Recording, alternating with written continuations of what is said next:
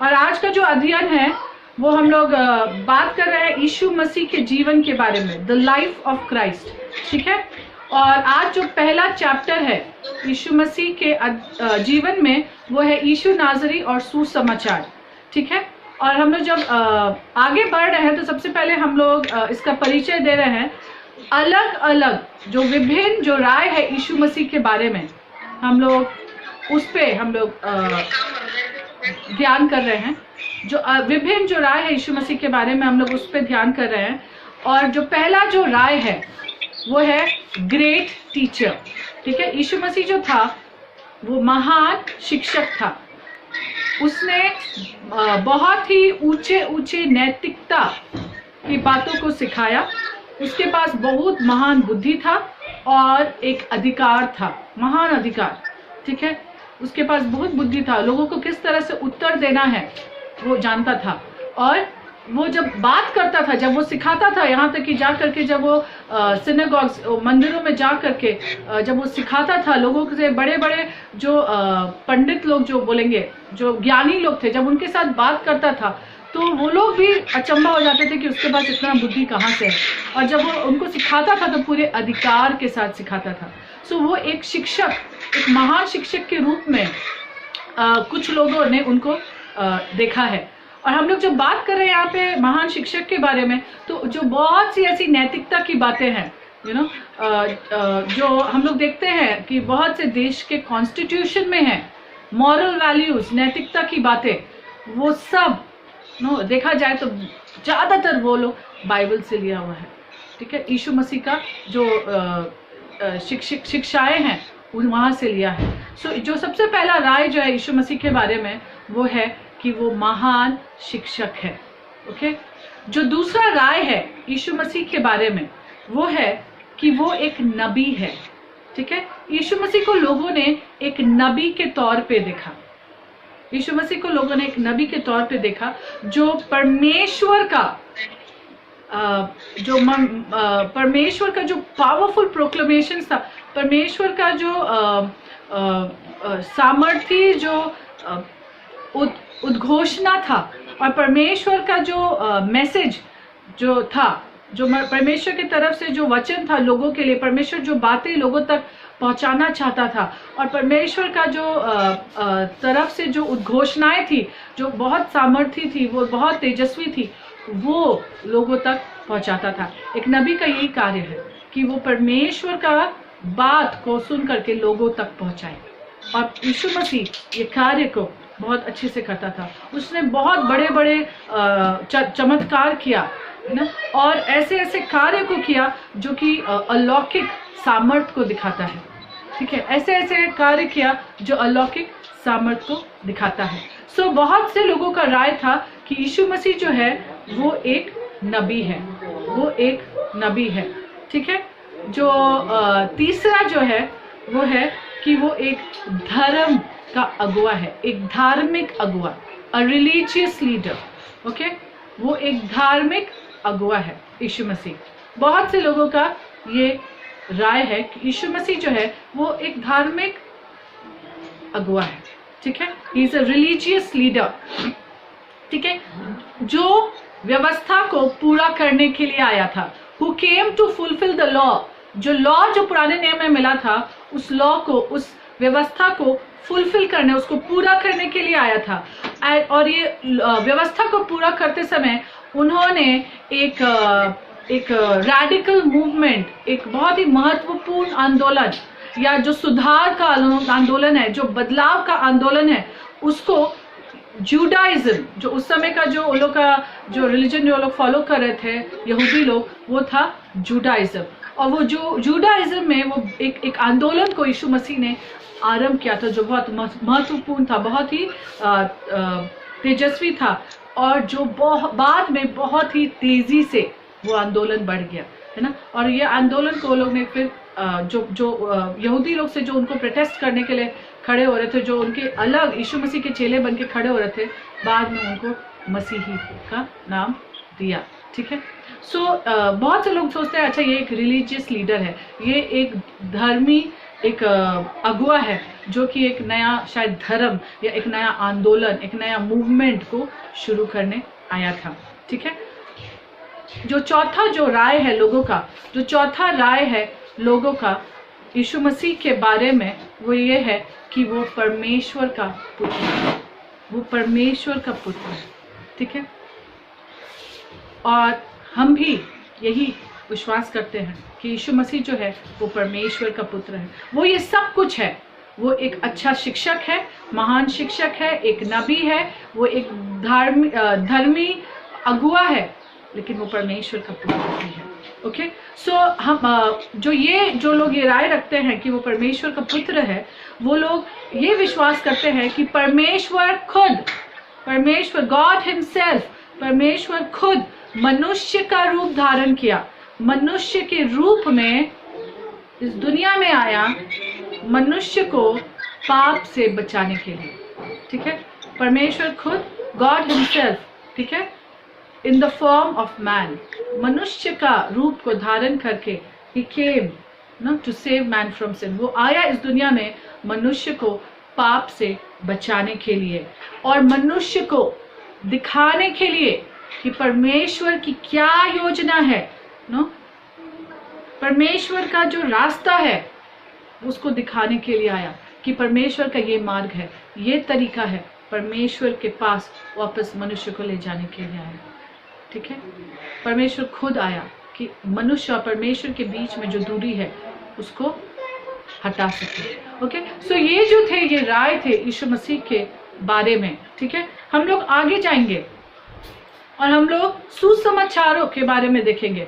हमें मालूम है कि बाइबल में जो सुसमाचार जो वर्णन है, हमारे बाइबल में सिर्फ 4 सुसमाचार का वर्णन है। There are only 4 Gospels: Matthew, mark, look, John. मत्ती, मरकुस, लूका, यूहन्ना, सिर्फ 4 सुसमाचार है। 5वां सुसमाचार हम हैं, we are the 5th Gospel। Okay, so हम लोग ये सुसमाचार के बारे में देखेंगे। हमें सुसमाचार की जरूरत है। हम लोग यहाँ पे देखेंगे कि हमें सुसमाचार की जरूरत है, क्योंकि बिना सुसमाचार का हम यीशु मसीह के बारे में बहुत ही कम बातों को जान पाएंगे। सुसमाचार में ही यीशु मसीह के बारे में, उसके जीवन के बारे में, उसके कार्य के बारे में सब कुछ वर्णन है। ठीक है, ये सुसमाचार ही है जिसमें सब कुछ यीशु मसीह के जीवन के बारे में वर्णन है। ठीक है, तो हम जब सुसमाचार के बारे में देख रहे हैं, सो यहाँ पे जो पॉइंट ए है, ठीक है, सुसमाचार के हेडिंग के अंदर में यहाँ पे जो पॉइंट ए है हम लोग उसको देखेंगे। सुसमाचार हमें क्या देता है?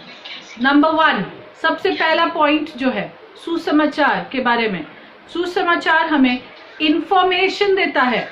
ठीक है, हमें जानकारी देता है, इंफॉर्मेशन देता है, हमें जानकारी देता है। ठीक है, वो हमें यीशु मसीह के जीवन के बारे में सच्चाई और तथ्य दोनों बताता है। सुसमाचार हमें यीशु मसीह के जीवन के बारे में सच्चाई और तथ्य दोनों बताता है।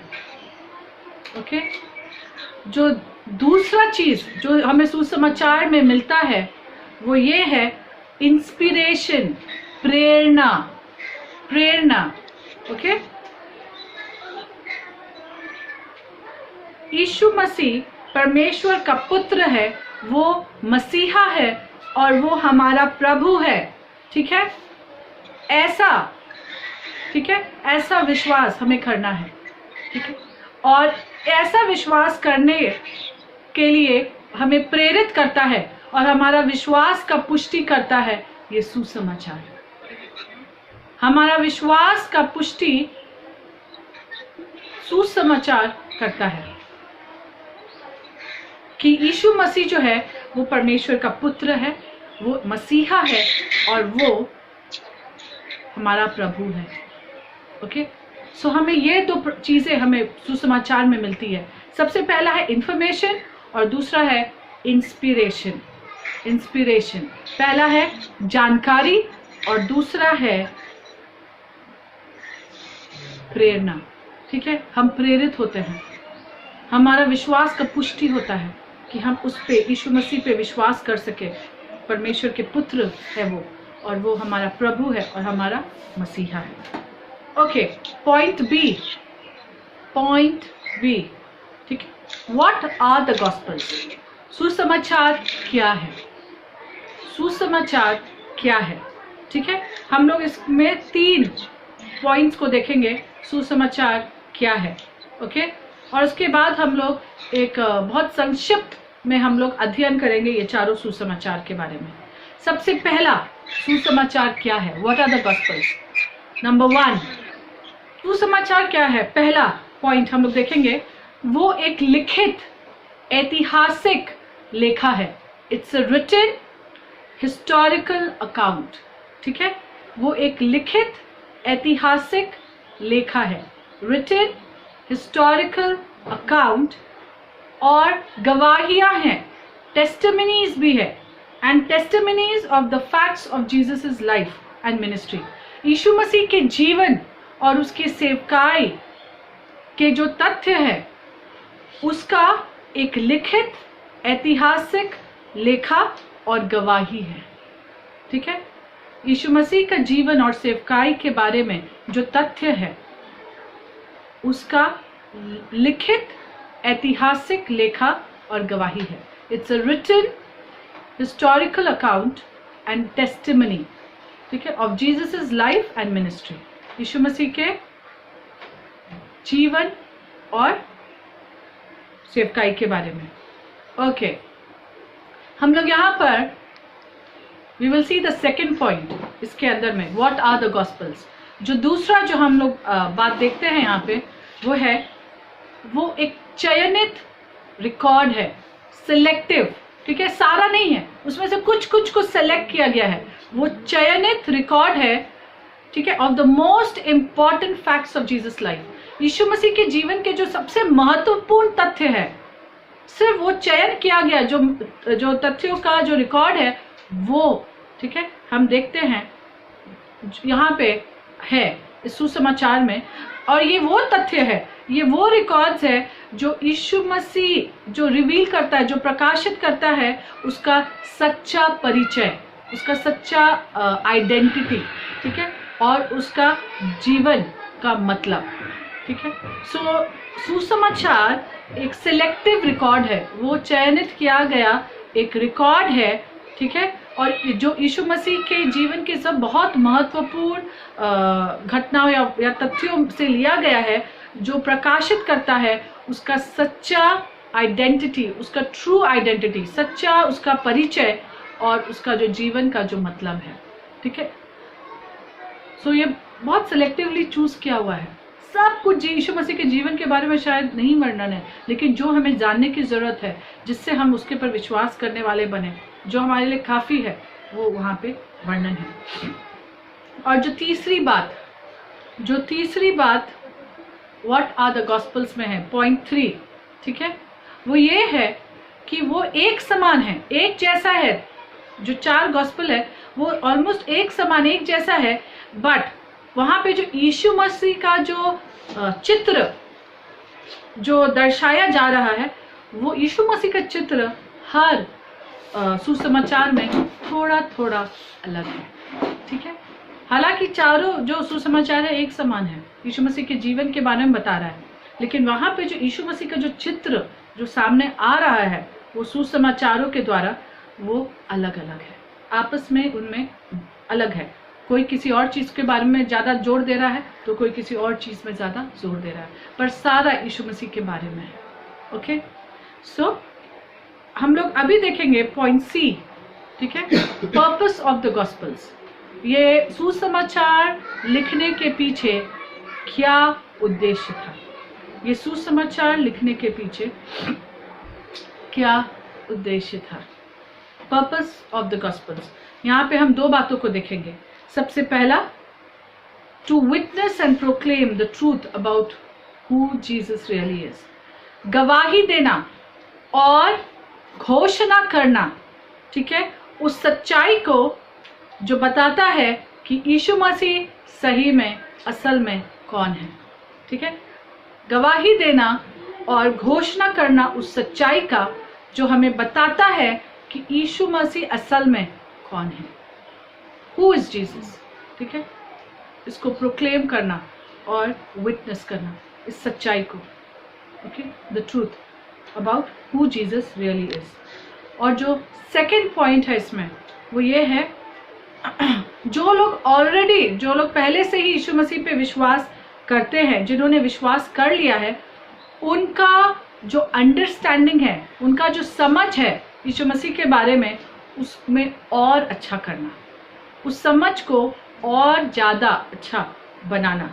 ठीक है, ताकि उनका जो विश्वास है वो यीशु मसीह में और गहरा और मजबूत बन जाए। ठीक है, जो लोगों ने यीशु मसीह पे विश्वास कर लिया है, ठीक है, उनका जो समझ है यीशु मसीह के बारे में, उसको और अच्छा बनाना, उसमें और ऐड करना, उसमें और बातों को जोड़ना, ताकि वो समझ और बढ़े, ताकि हमारा विश्वास जो है वो और मजबूत और गहरा बन सके। ओके, अब हम आते हैं सुसमाचार के बारे में। हम लोग एक एक सुसमाचार को संक्षिप्त में हम लोग अध्ययन करेंगे, जो 4 सुसमाचार है। तो जो पहला सुसमाचार है, ठीक है, a brief study of the 4 gospels, a brief study of the 4 gospels.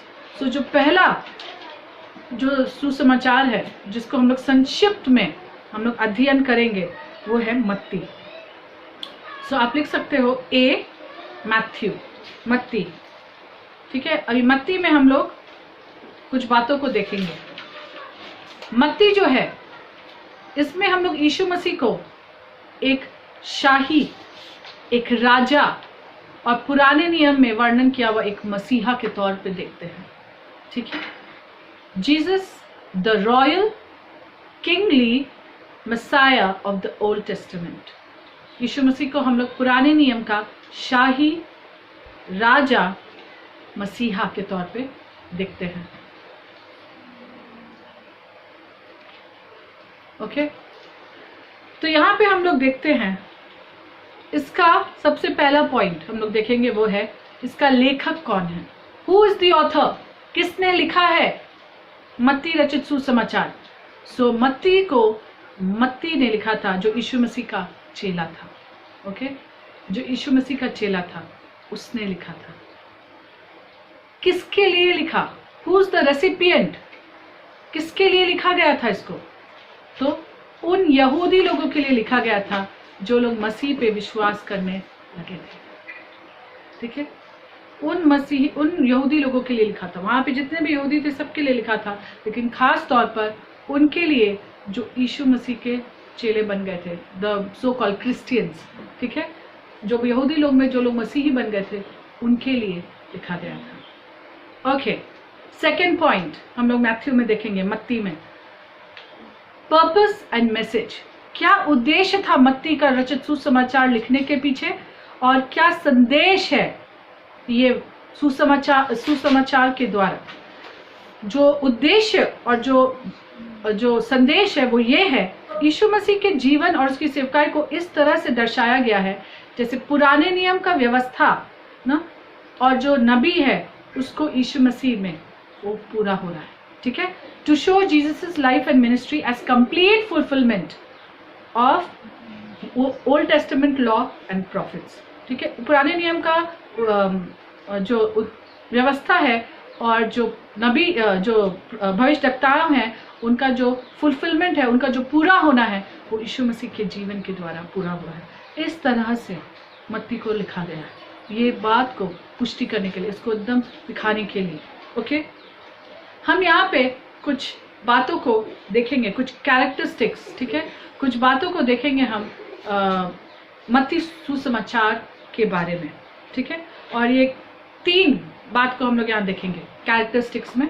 जो पहला बात है, ओके, वो है यहूदी भूमिका। ठीक है, जूइश बैकग्राउंड।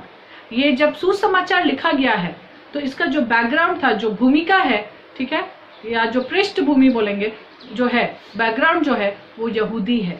ठीक है, और हम जब यीशु मसीह के वंशावली को देखते हैं ये मत्ती रचित सुसमाचार में, मैथ्यू में, the genealogy of Jesus in the book, in the gospel of Matthew, मत्ती रचित सुसमाचार में जो यीशु मसीह का वंशावली है, it is placed right at the very beginning, वो एकदम आरंभ में है। हम लोग मत्ती उसका एक अध्याय में देखें तो आरंभ कहाँ से है, यीशु मसीह का वंशावली से है, ठीक है।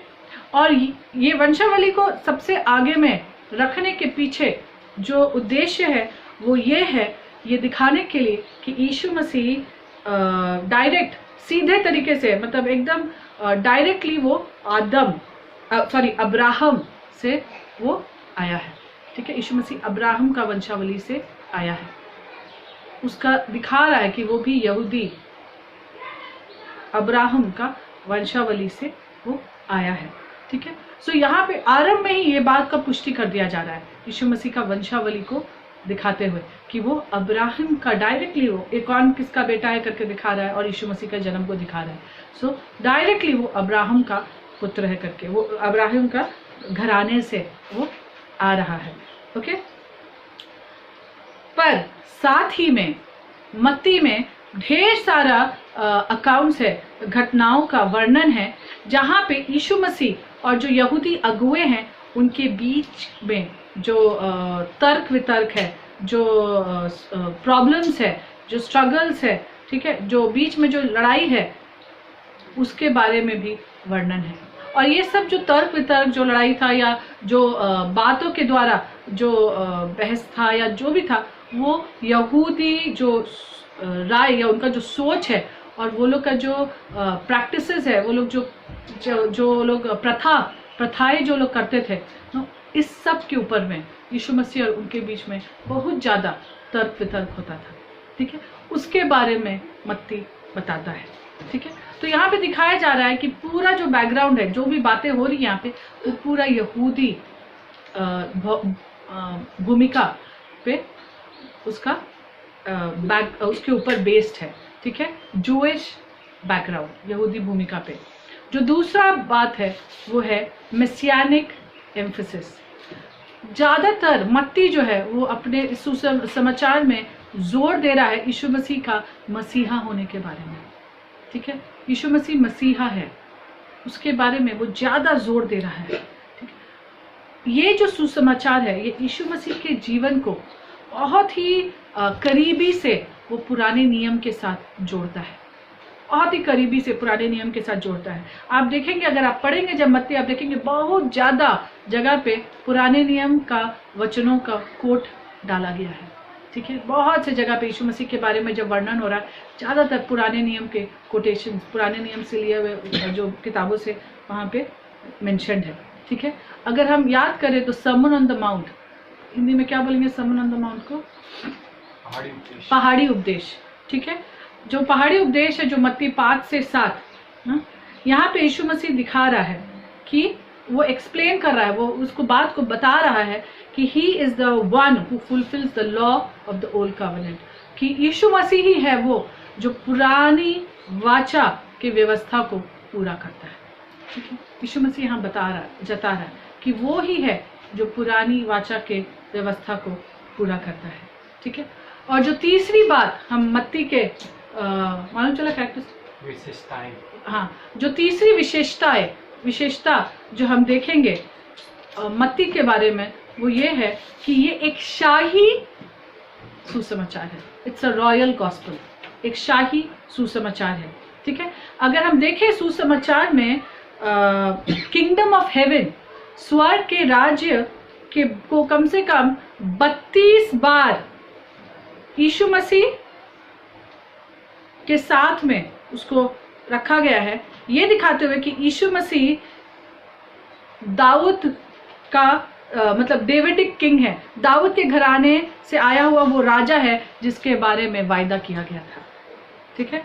So the term kingdom of heaven is employed 32 times, उसका 32 बार किंगडम ऑफ हेवन, स्वर्ग के राज्य के बारे में इस्तेमाल किया गया है, ठीक है।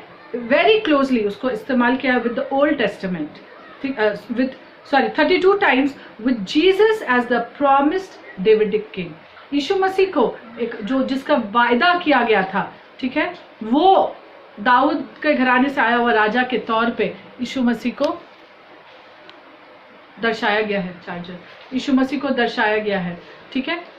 और बार बार वहाँ पे स्वर्ग के राज्य के बारे में 32 टाइम्स इस तरह से दिखाया गया कि जैसे यीशु मसीह ही वो वायदा किया हुआ राजा है जो दाऊद के घराने से आया है, ठीक है। He is king not only of the juice, सिर्फ वो यहूदियों का ही राजा नहीं है, लेकिन वो अन्य जातियों का भी राजा है। और इसीलिए हम वहाँ पे महान आदेश को देखते हैं, है ना, जो मत्ती 28 का 18 में है, जाओ जाके सब जातियों के, है ना।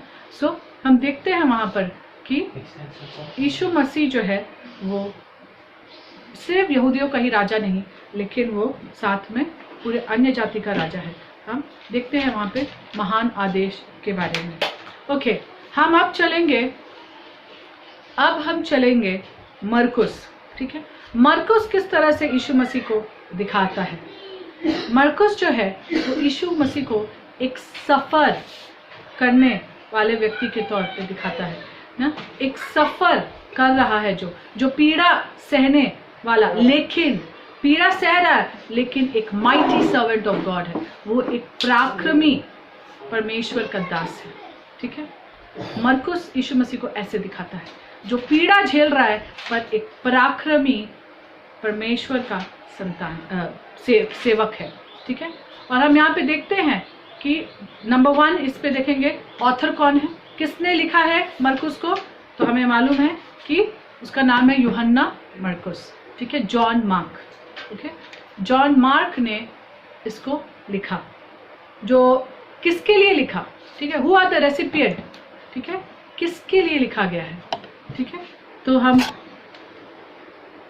किसके लिए लिखा गया है, तो हम देखेंगे कि जो जेंटाइल रोमन क्रिश्चियन, जब पौलुस सेवकाई कर रहा था, और जब वहाँ के लोगों का, जब उसने सेवकाई में जाके रोमी लोगों में बहुत से मसीही लोगों को बनाया, तो ये उन रोमी मसीही लोग के बारे में यहाँ पे है। ओके, हम लोग दूसरा सेकंड पॉइंट, जो उद्देश्य और जो संदेश है वो ये है, ठीक है, to show that true discipleship means believing and following Jesus as the suffering servant of God who died on the cross. मतलब ये दिखाने के लिए कि सच्चा चेलापन का अर्थ बता रहा है। सच्चा चेलापन क्या है? सच्चा चेलापन है विश्वास करना और उस यीशु मसीह के पीछे चलना, ठीक है, जो एक सफर करने वाला सेवक है परमेश्वर का, जो क्रूस पे मर गया, ठीक है। वैसे यीशु मसीह पे विश्वास करना कि उसने सफर करके क्रूस पर मरा है, जो, ठीक है, यीशु मसीह के लिए ना।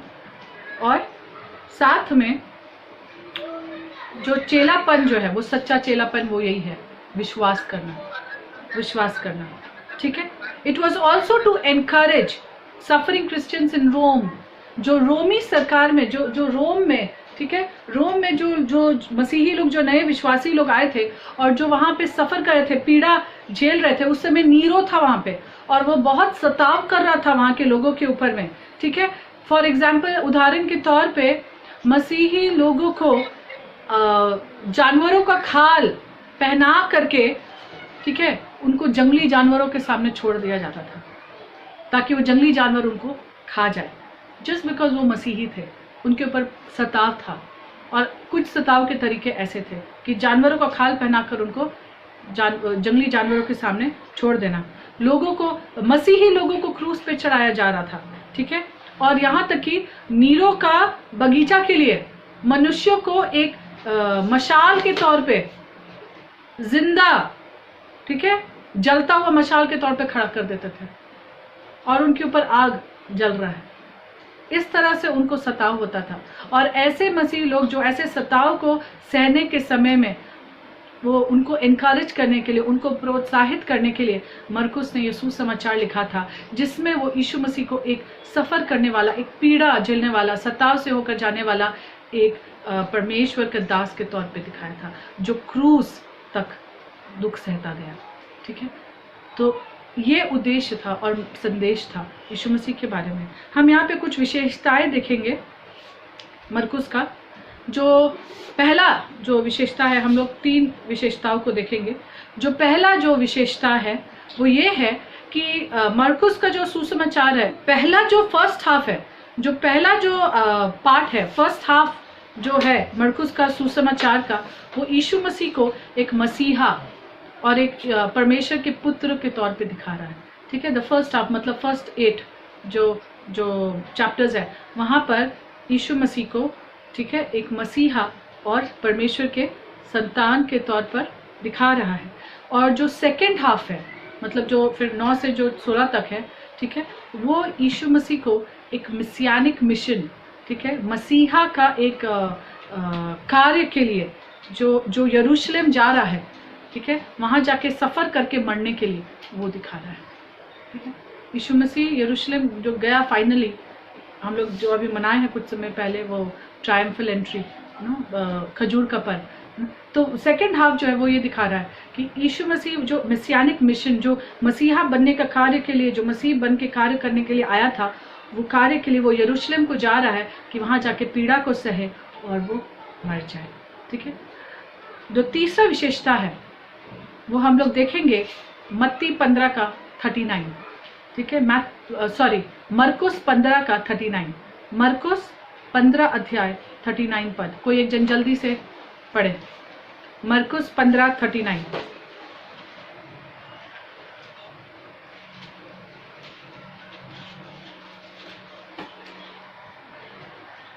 जो सूबेदार उसके सामने खड़ा था, जब उसे युद्ध चिल्लाकर प्राण छोड़ते हुए देखा, तो उसने कहा, सचमुच यह परमेश्वर का पुत्र था।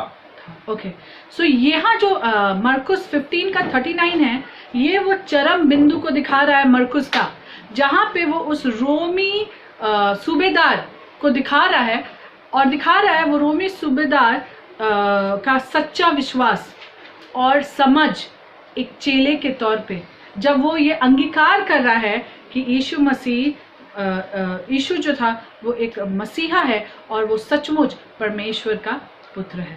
जब यीशु मसीह वहाँ पर क्रूस पर उन गुनहगारों का टंगा हुआ था, उस समय ये जो सूबेदार का जो अंगीकार है ना, ये वो चरम बिंदु है मरकुस का, जिसमें वो दिखा रहा है इस बात को ना, कि कैसे वो एक विश्वास, सच्चा विश्वास और एक समझ में, एक चेले का समझ में वो आ गया, कि वो पहचान गया कि यीशु मसीह कौन है। वो एक परमेश्वर का पुत्र के तौर पे यीशु मसीह का अंगीकार कर रहा है।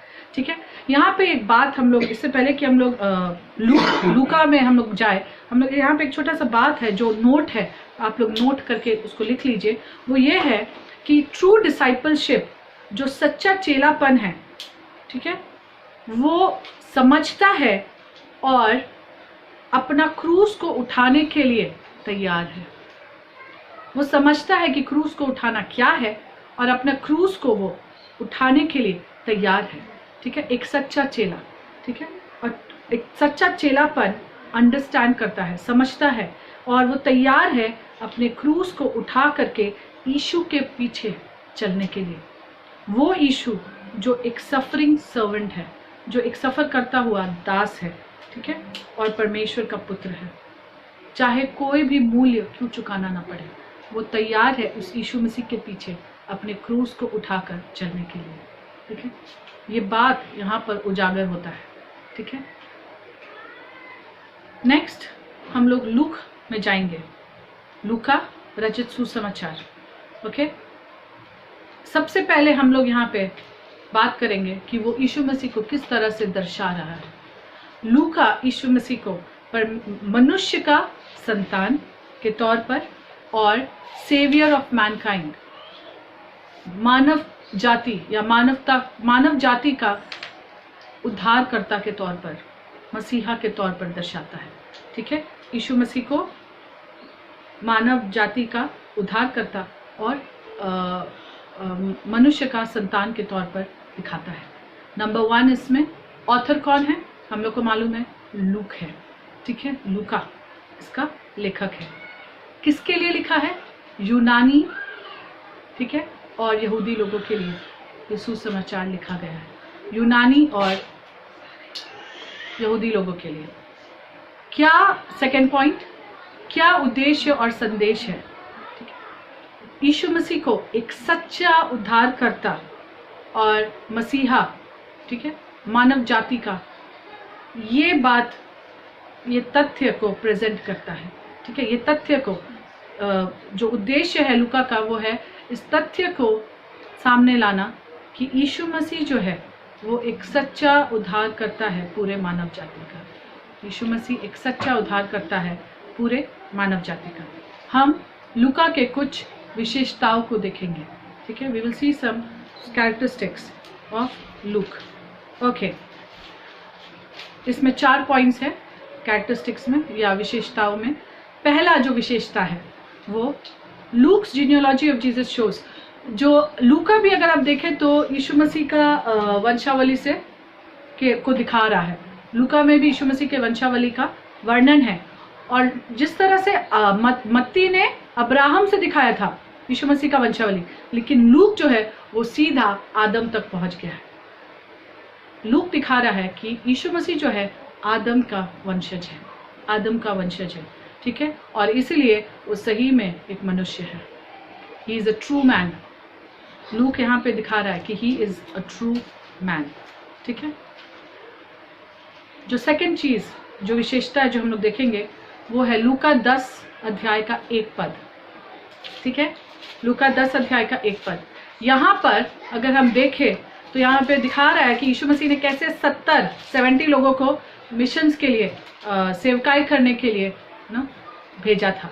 ठीक है, और किस तरह से उन्होंने ये जो 70 जो नंबर है 70, ये जो नंबर 70 है, ये रिप्रेजेंट करता है, ये दर्शाता है यहूदी लोगों के लिए वो 70 नेशंस ऑफ द वर्ल्ड, जो 70 जाति है इस दुनिया के, वो 70 जातियों को दर्शाता है ये यहूदी लोगों के लिए। ठीक है, जो तीसरी बात है, जो तीसरी विशेषता है, ठीक है, लूका में, वो है एज अ ट्रू मैन, एक सच्चा मनुष्य के जैसे यीशु मसीह ने भी बपतिस्मा लिया। यीशु मसीह ने भी बपतिस्मा लिया था। उस लूका 3 अध्याय 21 और 22 पद, और लूका 4 अध्याय 18 और 19 पद। लूका 3 अध्याय 21 और 22 पद आप लोग लिख लीजिए, और 4 अध्याय 18 और 19 पद। ठीक है, और जब यीशु मसीह ने बपतिस्मा लिया तो सिर्फ बपतिस्मा ही नहीं लिया, उसने पवित्र आत्मा का सामर्थ का अनॉइंटिंग, अभिषेक को भी पाया था। ठीक है, ताकि वो जो लोग हैं उन तक सुसमाचार ना का उद्धार का सुसमाचार पहुंचाने वाला बने। ठीक है, सो यहाँ पे यीशु मसीह का वो बपतिस्मा और उसका पवित्र आत्मा के सामर्थ का अभिषेक के बारे में वर्णन है, और कैसे यीशु मसीह जो है वो सुसमाचार, उद्धार का सुसमाचार लोगों तक पहुंचाने वाला बनने से पहले उसका अभिषेक हुआ और उसने बपतिस्मा लिया था। और जो चौथा जो इसमें जो विशेषता है वो ये है कि यीशु मसीह ने अपने सारे चेलों को कमीशन किया, एक महान आदेश दिया, to be his witness to all nation, कि जाके सब जाति के लोगों के लिए उसका गवाह ठहरे। ठीक है, हम लोग ये बातों को हम लोग लूका में देखते हैं। अब जो लास्ट जो सुसमाचार है हम लोग उसका अध्ययन करेंगे, वो है यूहन्ना। ठीक है, यूहन्ना रचित सुसमाचार। यूहन्ना रचित सुसमाचार में यीशु मसीह एक अनंत ईश्वरीय परमेश्वर का पुत्र और जगत का उद्धार करता है। ठीक है, he is eternal divine son of God. Okay, eternal divine son of God, अनंत ईश्वरीय परमेश्वर का पुत्र and saviour of the world, जगत का उद्धार करता है। ओके, इसमें भी हम सबसे पहले देखेंगे नंबर 1 कि इसका ऑथर कौन है, कौन इसका लेखक है। तो हमें मालूम है कि वो यीशु मसीह का सबसे प्रिय चेला यूहन्ना खुद ने इस सुसमाचार को लिखा है। किसके लिए लिखा? तो यहूदी लोगों के लिए लिखा है। ये सुसमाचार जो है यहूदी लोगों के लिए लिखा गया था। क्या पर्पस था? ठीक है, ये सुसमाचार लिखने के पीछे क्या उद्देश्य और उस सुसमाचार का क्या संदेश है। यहाँ पर इस सुसमाचार में वो यीशु मसीह को, ठीक है, एक ऐश्वर्य मसीहा, ईश्वर का परमेश्वर का पुत्र और जगत का उद्धारकर्ता के तौर पर दिखाना चाहता है। ठीक है, डिवाइन मसाया, ऐश्वर्य मसीहा, सन ऑफ गॉड, परमेश्वर का पुत्र, and saviour of the world, जगत का उद्धारकर्ता के तौर पर दर्शाया है। और यहाँ पे हम फिर से कुछ विशेषताओं को देखेंगे। जो पहला जो विशेषता है यूहन्ना का सुसमाचार के बारे में, वो ये है कि यूहन्ना उसका 1 अध्याय 1 से 3 पद, हम वहाँ पे देखते हैं कि वचन के बारे में वहाँ पे वर्णन है। ठीक है, ईश्वरीय वचन के बारे में। ओके, और ये ईश्वरीय वचन जो है परमेश्वर का पुत्र है, who in the beginning created all things, जिसने आरंभ में सब कुछ की सृष्टि की है। वहाँ पर साफ दिखाया गया है, ठीक है, कि ये जो ईश्वरीय वचन है ये परमेश्वर का पुत्र है जिसने आरंभ में सब कुछ की सृष्टि किया। जो दूसरा विशेषता है जो हम देखते हैं वो है आई एम सेइंग्स। ये आई एम सेइंग्स और किसी सुसमाचार में नहीं है, लेकिन यूहन्ना में है। And I think 7 I am sayings है। ठीक है, 7 आई am sayings. I am sayings मतलब मैं हूँ। फॉर एग्जाम्पल, मैं रोटी हूँ। यीशु ने कहा मैं रोटी हूँ, मैं जगत का उजाला हूँ, मैं वो फाटक हूँ, है ना, मैं पुनरुत्थान और जीवन हूँ। तो जितना भी मैं हूँ का ये जो सेइंग्स है यीशु मसीह का, ठीक है, वो हम देखते हैं यूहन्ना में वर्णन है। ठीक है, और ये जो आई एम सेइंग्स है, I am, okay, I am the light of the world, okay, I am the bread of life. So ये जो आई एम सेइंग्स है, ये जो मैं हूँ का जो यीशु मसीह का जो कह रहा है, वो ये क्या दिखाता है? ये दर्शाता है कि वो डिवाइन है। ठीक है, like the जेहोवा in the old testament, वो भी ईश्वरीय है। ठीक है, वो भी दैव्य है पुराने नियम के यहोवा के जैसे, क्योंकि पुराने नियम में यहोवा ने क्या बोला? मैं हूँ, I am that I am. क्या मैं हूँ? मैं जो हूँ सो मैं हूँ, मैं जो हूँ सो मैं हूँ ना। परमेश्वर ने भी पुराने नियम में मूसा को बोला कि बोलना आई एम हैज सेड, है ना, मैं हूँ, राइट। सो वही मैं हूँ, यहाँ पे यीशु मसीह का भी वो I am saying, 7 I am sayings का वर्णन है। ओके, हम लोग तीसरी विशेषता में चलेंगे। जो तीसरी विशेषता है वो है यूहन्ना 14 अध्याय का 9 पद, जॉन चैप्टर 14 वर्स 9। ठीक है, यहाँ पे यीशु मसीह घोषणा कर रहा है, डिक्लेयर कर रहा है that whoever has seen him has seen the Father। जिस किसी ने भी यीशु मसीह को देखा है उसने पिता को देखा है। ठीक है, यहाँ पे यीशु मसीह वो घोषणा कर रहा है। ये तीसरा जो विशेषता है यूहन्ना का। ओके, और जो चौथा विशेषता है वो यूहन्ना 1 अध्याय का 29 पद में है। 29 पद में यहाँ पे यूहन्ना बपतिस्मा देने वाला वो यीशु मसीह के बारे में घोषित कर रहा है कि वो जो है वो जगत का जो बलिदान होने वाला मेमना है, जगत के लिए बलिदान होने वाला मेमना है। ही इज द सेवियर, वो मसीहा है पूरे जगत का, वो मसीहा है पूरे जगत का। ओके, जो अंतिम जो विशेषता हम लोग देखेंगे यूहन्ना में वो है यूहन्ना उसका 17 अध्याय का 18 पद। यूहन्ना 17 अध्याय 18 पद। ठीक है, यहाँ पे यीशु मसीह कुछ कह रहा है।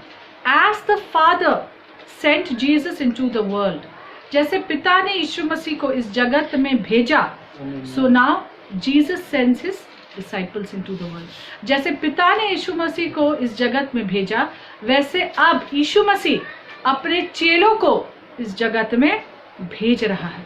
क्यों भेज रहा है? To reveal God and to take the good news to the world, ताकि वो परमेश्वर को प्रकाशित करे, लोगों तक दिखाए, परमेश्वर को बताए परमेश्वर के बारे में, और इस जगत को सुसमाचार सुनाने वाले बने। ओके, सो जिस तरह से पिता ने पुत्र को भेजा, पुत्र चेलों को भेज रहा है कि वो सुसमाचार जगत तक सुनाए और अपने पिता को प्रकट करे, परमेश्वर को प्रकट करे। ठीक है, परमेश्वर को प्रकट करे। हम लोग यहाँ पर जो एक बात जो हम लोग को देखना है यूहन्ना में, ठीक है, वो ये है पिता और पुत्र का रिश्ता को दिखाया गया है, ठीक है, पिता और पुत्र का रिश्ता को दिखाया गया है। द राइटर जो लेखक है यूहन्ना जो है वो एक बहुत ही यूनिक, बहुत ही खास रिश्ता दिखा रहा है पिता और पुत्र के बीच में। वो एक बहुत ही खास चित्र दिखा रहा है पिता और पुत्र के बीच में। हम लोग देखेंगे वहाँ पे वर्णन है यूहन्ना 14 अध्याय का 8 से 11 पद और यूहन्ना 16 का 14 और 15। देख रहे हैं बहुत ही अच्छा रिश्ता जो पिता और पुत्र का जो घनिष्ठता, जो करीबी का जो रिश्ता है उसके बारे में यूहन्ना बहुत ही अच्छे से हमें दिखाता है। सो यहाँ पर हमने बात किया है यीशु नासरी के बारे में और जो 4 सुसमाचार है, ये सिर्फ पहला अध्याय है। This is only the first lesson, ठीक है। लोग सीखेंगे और ज़्यादा यीशु मसीह के जीवन के बारे में ताकि हम लोग और ज़्यादा उनको समझ सकें और उन्होंने हमारे लिए जो महान काम किया है उस कार्य को समझ सके, उस कार्य के गहराई को समझ सके, ताकि हम अपने विश्वास में और ज़्यादा मजबूत और ज़्यादा गहराई में जा सकें, ठीक है। सो परमेश्वर हमें आशीष दे आज का इस स्टडी के लिए।